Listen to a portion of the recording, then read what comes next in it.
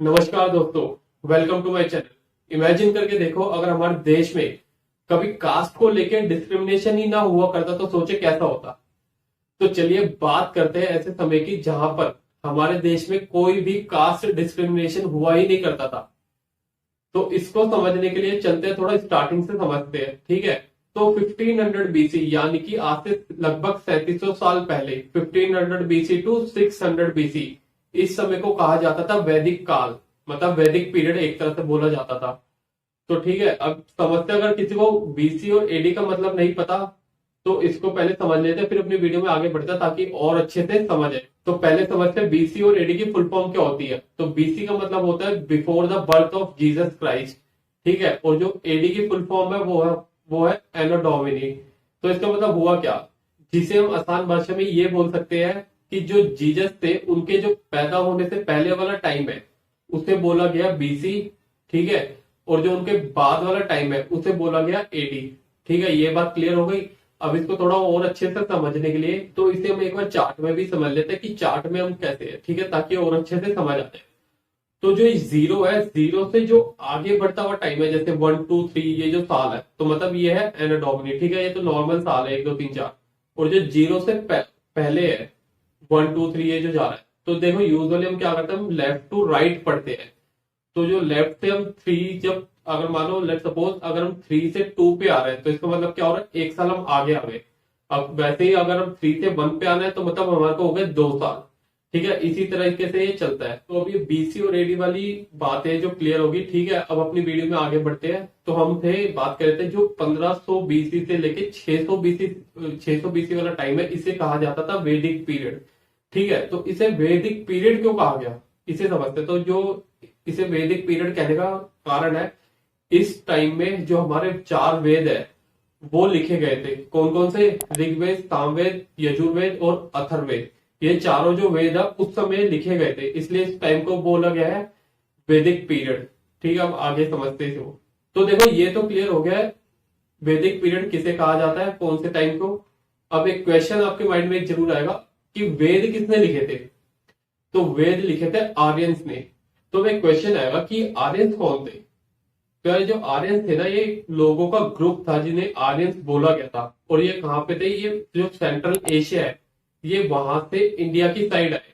तो इसके ऊपर भी थ्योरी दी जाती है कि सब स्टूडेंट का अलग अलग मानना है कि कहाँ से आए थे। जैसे कि कुछ स्टूडेंट का बोलना है कि तिब्बत से आए थे, कुछ का बोलना है कि नॉर्थ पोल से आए थे, ठीक है। जो सबसे ज्यादा लेकिन जो माना जाता है ना, उसे बताया जाता है कि आए थे जो सेंट्रल एशिया वहां से आ गए थे।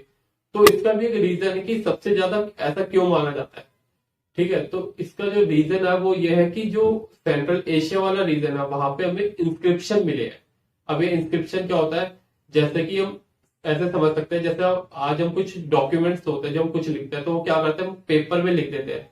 तो उस समय जो है पेपर तो हुआ नहीं करते थे, तो लोग क्या करते थे उस समय, पत्थरों पे लिख दिया करते थे। पत्थरों पे या इमेज के फॉर्म में या ऐसे कुछ राइट वर्ड के फॉर्म में लिख दिया करते थे, तो उन्हें बोला जाता है इंस्क्रिप्शन, ठीक है। तो वहां पे हमें इंस्क्रिप्शन में ऐसा क्या मिला, तो वहां पे हमें मिला 4 भगवान का नाम। तो 4 भगवान ये कौन कौन से थे, तो ये 4 भगवान थे इंद्र, वरुण, मित्रा और नसत्या, ठीक है। तो इन चारों भगवान का नाम मिला। तो इसकी वजह से जो मोस्टली एक्सेप्टेड किया जाता है वो किया जाता है जो सेंट्रल एशिया वाले रीजन थे। कहाँ से, कहाँ पे ये इंस्क्रिप्शन कहाँ मिले, सेंट्रल एशिया में, ये मिले टर्की में। तो इसलिए माना जाता है कि ये वहां से आए थे, ठीक है। और ये वहां से आए कहां पर, ये आके शिफ्ट हो गए जो हमारा इंडिया का जो पंजाब वाला एरिया है, जो सिंधु नदी के पास वाला एरिया जो पंजाब का, वहां पे आके शिफ्ट हो गए, ठीक है। तो इस जगह को बोला गया सप्त सिंधु। तो देखो इसे सप्त सिंधु क्यों बोला गया, जहां पे सेटल हुए थे। तो वहां पे जो थी, वहां पे जो 7 रिवर है ना, उसके नाम पे इसका नाम रख दिया गया सप्त सिंधु। तो कौन कौन सी 7 रिवर है उससे पहले समझ लेते हैं, ठीक है। तो जो पहली रिवर है, झेलम, चेनाब, ब्यास, रावी और सतलुज, 5 तो ये वाली रिवर होगी जिसे हम मिलके पंजाब भी बनता है, ठीक है। तो ये वाली 5 रिवर और एक इंडस, और उस समय एक और सरस्वती नाम की भी रिवर हुआ करती थी। तो इन 7 को मिला के इस जगह का नाम रखा गया सप्त सिंधु। तो उस समय की जो सबसे पायस रिवर थी ना, वो थी सरस्वती, जो कि इस टाइम तो एग्जिस्ट नहीं करती, पर उस टाइम कहा जाता उस टाइम थी। ठीक है, इतनी बात समझ आ गई। अब बढ़ते हैं अपनी वीडियो में आगे। तो चलो ये तो समझ आ गया ये आए कहाँ से थे और सेटल कहाँ पे हुए। तो देखो उस टाइम इनकी जो थी डोमिनेंस काफी ज्यादा थी। क्यों थी? क्योंकि ये जानते थे संस्कृत लैंग्वेज, तो जो कि उस टाइम हमारे इंडिया में कोई नहीं जानता था। तो जो संस्कृत नहीं जानते थे उन्हें बोला जाता था नॉन आर्यंस, और जो जानते थे वो थे आर्यंस। एक तरह से इन्हें बोल सकते हैं उस टाइम पे जो सबसे पढ़े लिखे लोग थे वो यही थे, क्योंकि ये संस्कृत लैंग्वेज जानते थे। तो देखो बाद में इन्होंने क्या डिसाइड करा कि हम इंडिया के लोगों को भी संस्कृत सिखाएंगे। तो इन्होंने एक तरह से इंडिया में दो हिस्सों में डिवाइड कर लिया, एक नॉर्थ और एक साउथ में। तो जो नॉर्थ में थे वहां पे जो गौतम राहुगढ़ थे, उन्होंने डिसाइड करा कि वो जो नॉर्थ इंडिया उनको जो नॉर्थ इंडिया के लोग हैं उनको सिखाएंगे संस्कृत लैंग्वेज। और जो साउथ इंडिया है वहां पे थे ऋषि अगस्त, इन्होंने डिसाइड किया कि ये सिखाएंगे। तो ऐसे करके इन्होंने लोगों को सिखाना स्टार्ट करी लैंग्वेज। ठीक है, फिर ऐसे टाइम बढ़ता गया, ऐसे करके इन्होंने हमारे इंडिया में लोगों को संस्कृत सिखाई। तो देखो अब इसी के बीच में इतना पढ़ लिया तो एक और चीज समझ लेते हैं, हमारा इंडिया का नाम भारत कैसे पड़ेगा। तो उस समय एक वॉर थी जो काफी ज्यादा फेमस हुई थी, जिसका नाम था दसराजन वॉर। उस समय जो आर्यन थे उनकी लड़ाई हुई थी जो 10 राजा थे, तो इसलिए उनको बोला गया दसराजन वॉर। तो जब इसमें लड़ाई हुई थी तो आर्यन जीत गए थे। तो जो इनकी आर्मी का नाम था, जैसे कि आज में जैसे हमारे में रेजिमेंट होती है आर्मी में कि गोरखा रेजिमेंट है या सिख रेजिमेंट है, तो उस टाइम भी जो इनकी आर्मी थी उसका नाम था भरत कबीला। तो जब ये जीत गए थे तो इसके कबीले के नाम पे जो इनकी आर्मी की रेजिमेंट थी उसके नाम पे भारत हमारे देश का नाम पड़ गया। तो ऐसे करके हमारे देश का नाम भारत पड़ गया। ठीक है, तो अब समझते और आगे चलते हैं। तो अब अपने टॉपिक पे आते हैं। मेन हमने इतनी बातें समझ ली है तो अब समझने में आसानी होगी। ठीक है, तो जब जो ये वैदिक पीरियड है ना, इसको दो हिस्सों में बांटा गया है। जो पहला है वो 1500 बीसी से लेके 1000 बीसी तक है। तो इस पीरियड को बोला गया अर्ली वैदिक पीरियड, क्योंकि जब ये स्टार्ट हुआ था इनिशियली तो उस पीरियड को अर्ली बोल दिया गया। और जो दूसरा है उसे बोला गया लेटर वैदिक पीरियड, जहां पे मतलब ये पीरियड अपने मॉडर्न हो गया था तो उसको बोल दिया गया था लेटर वैदिक। तो वो कौन सा था? वो 1000 से लेके 600 बीसी तक का जो टाइम था उसे बोल दिया गया लेटर वैदिक पीरियड। तो ठीक है, आप समझते हैं जो सोसाइटी थी अर्ली में और जो लेटर में थी वो कैसी थी और आज से ये कैसे कनेक्ट है, आज की सोसाइटी से भी ये कैसे कंपेयर कर सकते हैं इसको। ठीक है, तो पहले समझते जो अर्ली स्टार्ट हुई थी वो कैसी थी। तो जो सोसाइटी थी उसे 4 सेक्शन में बांटा गया था। तो पहले थे ब्राह्मण, क्षत्रिय, वैश्य और शूद्र। तो जो ब्राह्मण हुआ करते थे वो थे जो टीचर और पुजारी, उन्हें ब्राह्मण बोला गया। और जो क्षत्रिय जैसे कि कोई किंग हो गया या कोई आर्मी में है तो उसे बोल दिया गया क्षत्रिय। ठीक है, और जो वैश्य हुआ करते थे, बिजनेसमैन हो गए, फार्मर हो गए, इसे बोल दिया गया वैश्य। और जो लोगों की सेवा किया करते थे, एक तरह से लेबर का काम हो गया, तो उन्हें बोला गया शूद्र। ठीक है, तो यहाँ पे देखना यहाँ पे कितनी एक बढ़िया बात है। तो यहाँ पे जो लोगों का प्रोफेशन था ना उसके अकॉर्डिंग लोगों को इस सेक्शन में बांटा हो गया था। जैसे कि एग्जांपल लेके देखते हैं।